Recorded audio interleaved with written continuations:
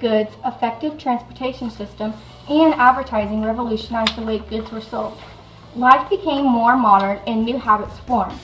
Some worried that others would become lazy. Housework and private life became easier, and focus shifted to the fashion and attractiveness was forced on name brand products. Travel increased with new inventions. Leisure time became more flashy as movies, radio, restaurants, and nightclubs thrived. Department stores became more popular, much like today's malls. They had a variety of goods, food stands, and theaters. Modern consumer culture helped to break down the barrier between social classes and religion. However, in fashion, social differences. Manufacturers targeted specific groups, such as Catholics and young adults. Women's life began changing as they became more visible in public due to the fact they could work at department stores and walk the streets alone. What contemporaries called the independent woman was seen as someone who could hold a job, vote, and wear the latest trends while doing so. But realistically, marketing campaigns were holding women to unrealistic standards. Socialist writers worried that mass culture was undermining work class, radicalism, and money was being spent carelessly.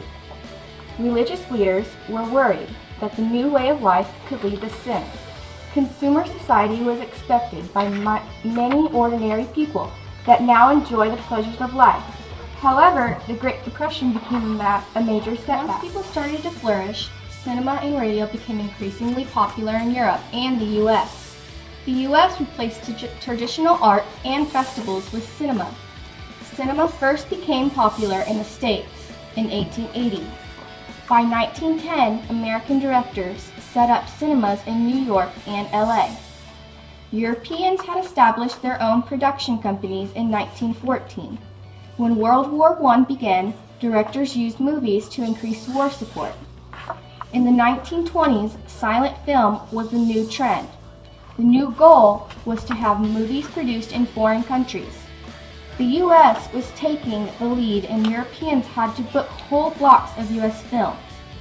By the 1930s, about 25% of adults saw movies twice a week. Lenin promoted Soviet films, making the most famous series was directed by Sergei Eisenstein.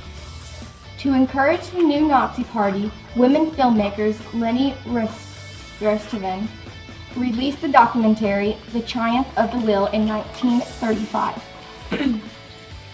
Experimental set of the radio was made in the 1880s. In 1904, when Guatemala Marcio invented the vacuum tube, transmissions were made possible. The first public broadcast in Britain and the U.S. was in 1920 by Lord Northcliffe, who played singer Nellie Morello.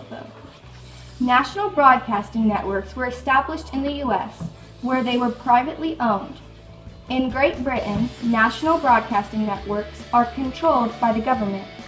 In Britain, they set up BBC by the late 1930s. 75% of houses had radios. Radio was also used for political influence. Dictators such as Hitler made speeches in Europe, and presidents in the U.S. campaigned over radio. Radio was entertaining, but also politically dangerous.